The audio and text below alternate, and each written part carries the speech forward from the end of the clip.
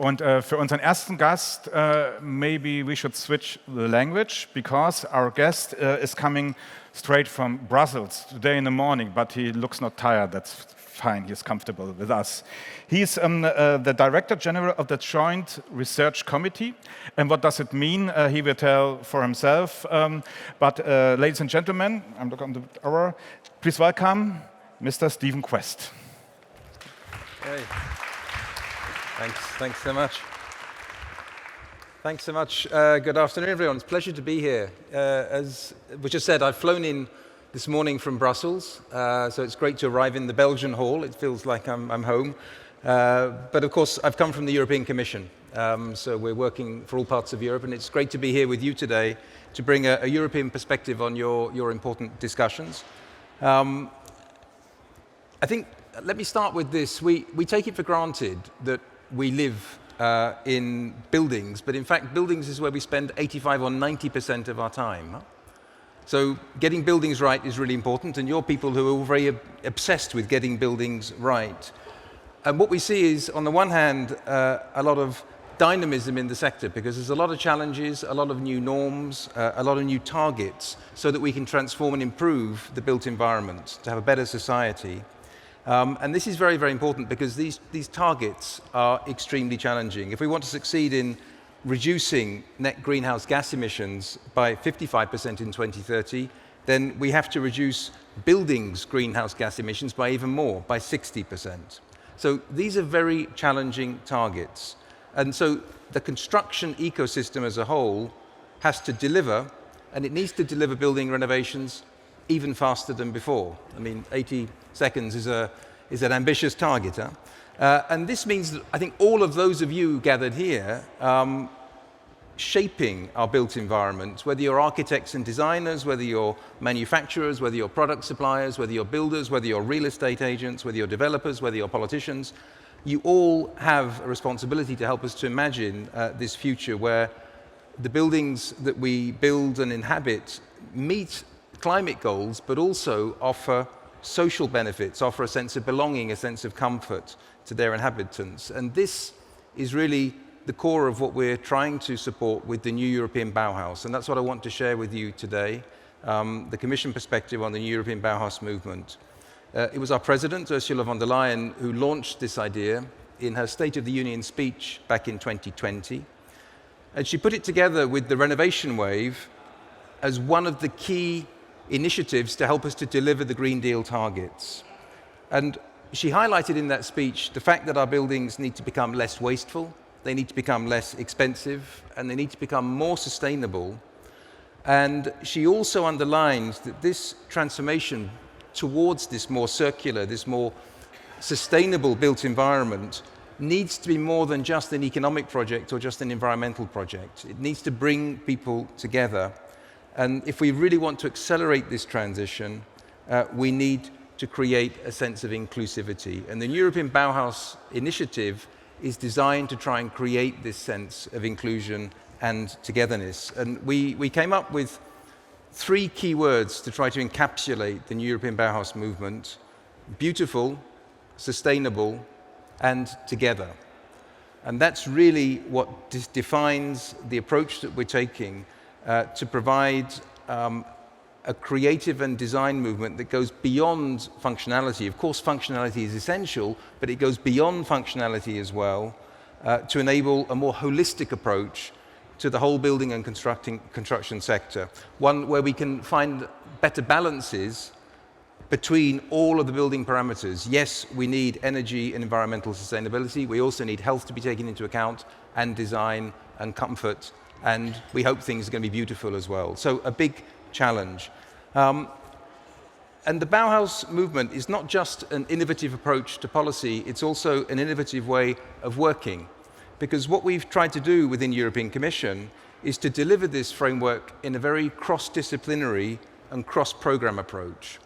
So we're famous for having sectors. I think all government departments end up having silos and that don't talk to each other. We've tried with the Bauhaus to work across the boundaries and across the silos to have an integrated approach that really joins up the dots, and to use and tap into a range of existing European Union programs to support and sustain the movement. So not to create a new program that lives in a separate box on its own, but to really join up the dots and integrate across programs, whether the research program, the culture programs, the environment program, or others.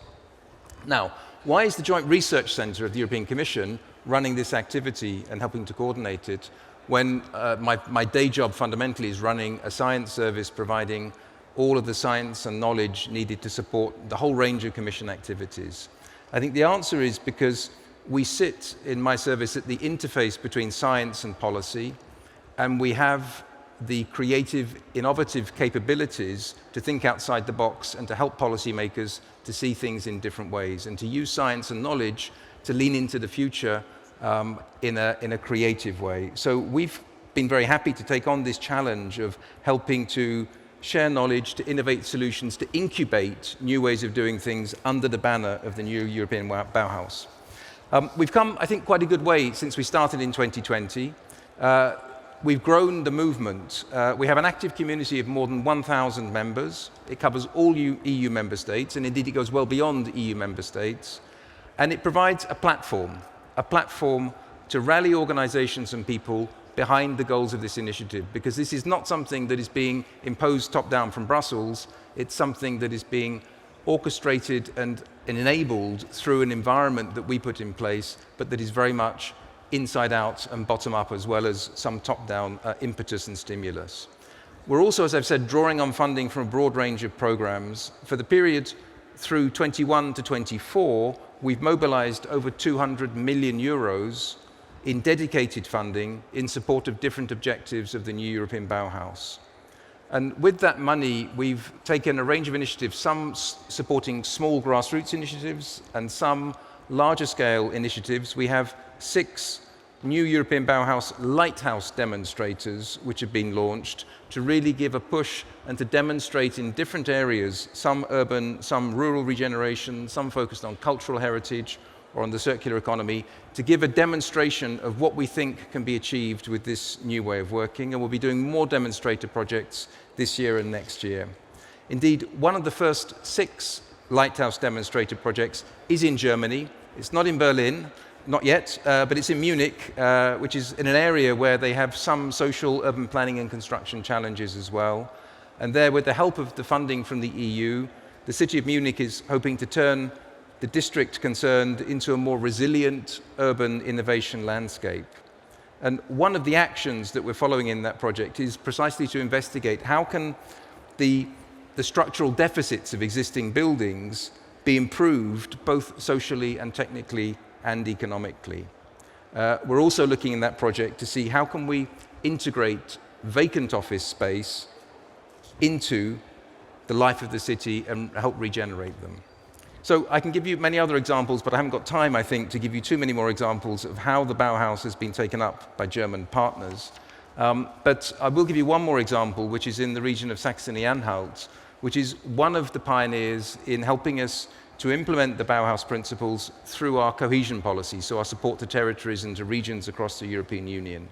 And there's a project which has very, very much local population in the center. It's in a small town called Zeitz, and the intention is to convert what's currently a rather desolate former industrial site into a decontaminated, sustainable, beautiful, lively, multifunctional space. And what's great about this project is it's flowing under a European banner, but it's being stimulated entirely from the citizens and from local stakeholders themselves. So it's a community-based project leveraging European support. And I think this is a great example of how we can think big and go local at the same time. The political message, I think, is really important. We need to involve people if we want to make change sustainable and we want to go forward. And this is really what's at the heart of the NEB.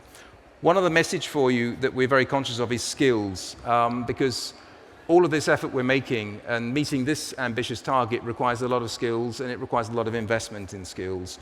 This indeed is European Year of Skills, and we're doing a lot across the European Union to promote investment in skills at the moment. And one of the initiatives we've taken is to launch a new European Bauhaus Academy on skills for sustainable construction, precisely to help generate and foster the provision of both online and offline training at the European scale and promote the exchange of skills and best practice. So to raise awareness of the need to train people in this sector and to share good practice and share resources so that people can take them up. And these trainings are being delivered by stakeholders, both from the construction ecosystem and beyond, and they're being delivered through recognized structures, universities, research centers, professional chambers, and so on. So again, a joined up approach, reaching into different sectors of the economy to help upskill in this sector where we so desperately need qualified workers to help us deliver on these targets. Final word on affordable housing. I know this is a very important topic here in Germany, and you have at national level an alliance for affordable housing. We're also looking at that as part of the renovation wave strategy. We have at European level an affordable housing initiative, and that's part of the new European Bauhaus movement as well. What we're trying to do there is to establish a consortium and bring together a European affordable housing consortium to pilot, again, piloting 20 renovation and construction lighthouse districts to set the example and see what we can learn and promote best practice. So, ladies and gentlemen, I hope my brief remarks here have given you a quick insight into the new European Bauhaus, what we're trying to achieve. If you want to know more, please look us up on the web. We're quite easy to find if you type in European Bauhaus or NEB. We have a newsletter, we have a lot of interactive projects and community active on the site. And I hope that we can continue to build and mature this initiative in the coming years to really promote this spirit of co-creation, of co-ownership, because that's how we're going to deliver the green transformation that we so desperately need. Thank you all very much for your attention and have a great conference. Thank you so much.